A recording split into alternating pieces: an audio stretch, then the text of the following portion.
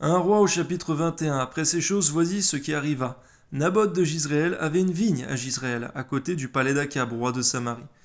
Et Akab parla ainsi à Naboth: Cède-moi ta vigne, pour que j'en fasse un jardin, potager, car elle est tout près de ma maison. Garde-nous de convoiter ce qu'ont les autres, Seigneur, Amen. Je te donnerai à la place une vigne meilleure, ou, si cela te convient, je te paierai la valeur en argent. Mais Naboth répondit à Akab: Que l'Éternel me garde de donner l'héritage de mes pères. Akab rentra dans sa maison, triste et irrité, à cause de cette parole que lui avait dite Naboth de Jizréel. On voit encore, Seigneur mon Dieu, malheureusement le manque d'autorité du roi, Seigneur mon Dieu, mais également, Seigneur mon Dieu, en plus de ça, la méchanceté dans son cœur. Je ne te donnerai pas l'héritage de mes pères. Et il se coucha sur son lit, détourna le visage et ne mangea rien. Jézabel, sa femme, vint auprès de lui et lui dit: Pourquoi as-tu l'esprit triste et ne manges-tu point? On voit toutefois un bon point chez cette femme, Seigneur mon Dieu, c'est qu'elle s'inquiétait de l'état de son mari. Il lui répondit: J'ai parlé à Naboth de Jizréel, et je lui ai dit: Cède-moi ta vigne pour de l'argent, ou si tu veux, je te donnerai une autre vigne à la place. Mais il a dit: Je ne donnerai pas ma vigne. Alors Jézabel, sa femme, lui dit: Est-ce bien toi, maintenant, qui exerce la souveraineté sur Israël? C'est vrai que même Jézabel doutait de l'autorité de son mari, Seigneur. Donne-nous, Seigneur mon Dieu, par ta grâce, pour ce que tu nous donnes de faire, et bien d'exercer l'autorité selon toi. Amen. Lève-toi, prends de la nourriture et que ton cœur se réjouisse. Moi, je te donnerai la vigne de Naboth de Jizréel. C'est vrai que lorsque le juste qui doit régner, Seigneur mon Dieu, en tout cas la personne qui a été ointe, qui doit régner, quand elle ne règne pas, les impies prennent la place, Seigneur mon Dieu. Du roi, Amen. Et elle écrivit au nom d'Akab des lettres qu'elle scella du sceau d'Akab et qu'elle envoyait aux anciens et aux magistrats qui habitaient avec Naboth dans sa ville. Voici ce qu'elle écrivit dans ses lettres. Publiez un jeune, placez Naboth à la tête du peuple, et mettez en face de lui 2 méchants hommes, qui déposeront ainsi contre lui: Tu as maudit Dieu et le roi. Puis menez-le dehors, lapidez-le, et qu'il meure. Les gens de la ville de Naboth, les anciens et les magistrats, qui habitaient dans la ville, agirent, comme Jézabel leur avait fait dire, d'après ce qui était écrit dans les lettres qu'elle leur avait envoyées. Ils publièrent un jeune et ils placèrent Naboth à la tête du peuple.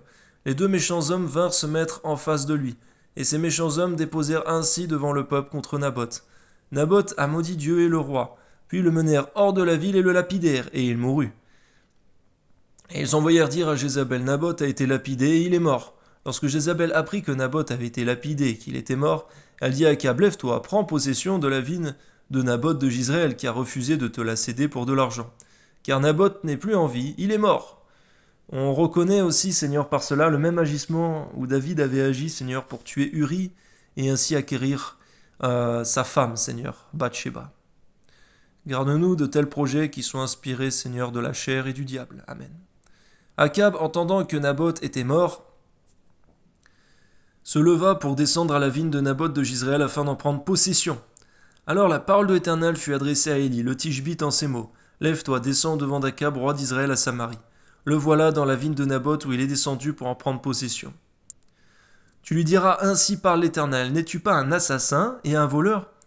Et tu lui diras: Ainsi parle l'Éternel, au lieu même où les chiens ont léché le sang de Naboth, les chiens lécheront aussi ton propre sang. Akab dit à Élie: M'as-tu trouvé, mon ennemi? Et il répondit: Je t'ai trouvé parce que tu t'es vendu pour faire le mal, ce qui est mal aux yeux de l'Éternel. Voici, je vais faire venir le malheur sur toi. Je te balayerai, j'exterminerai quiconque appartient à Akab, celui qui est esclave et celui qui est libre en Israël.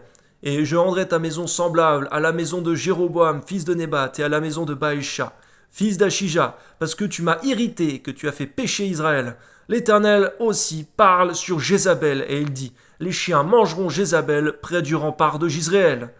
Celui de la maison d'Akab qui mourra dans la ville sera mangé par les chiens, et celui qui mourra dans les champs sera mangé par les oiseaux du ciel. Et il n'y eut personne qui se soit vendu comme Akab pour faire le mal, et ce qui est mal aux yeux de l'Éternel. Oh Seigneur, on voit que Akab a fait plus de mal, Seigneur, que ses prédécesseurs rois ont pu faire. Et Jézabel, sa femme, l'y excitait.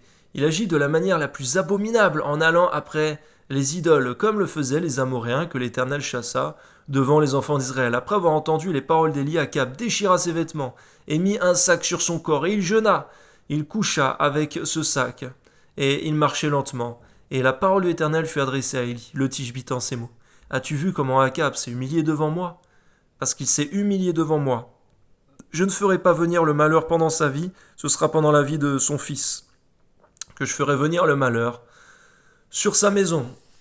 On voit, Seigneur, que déjà, Seigneur mon Dieu, rien que le fait, Seigneur, même qu'il ne t'ait pas dit un seul mot, Seigneur, qu'il ne s'est pas repenti de ses paroles, mais juste parce qu'il s'est humilié, tu as eu compassion de lui, Seigneur. On voit combien le jeûne, Seigneur, est important dans la vie, Seigneur mon Dieu, d'un homme, et combien tu agis juste par humiliation. Mais donne-nous d'avoir une relation plus profonde avec toi, et d'être de fervents intercesseurs, parce que peut-être que si Akab avait intercédé, eh bien, tu te serais même repenti du malheur, Seigneur mon Dieu, qui devait venir sur sa maison, et encore plus, si Akab avait détruit toutes ses mauvaises œuvres, s'il s'était séparé de Jézabel, s'il avait, Seigneur mon Dieu, détruit tous les idoles, reconstruit les autels de l'Éternel, et s'était soumis vraiment à ta parole, peut-être même que tu aurais enlevé tous les malheurs, Seigneur, et tu aurais amené la bénédiction plutôt que la malédiction. Donne-nous de comprendre, Seigneur mon Dieu, que tant qu'on est en vie, il y a de l'espoir.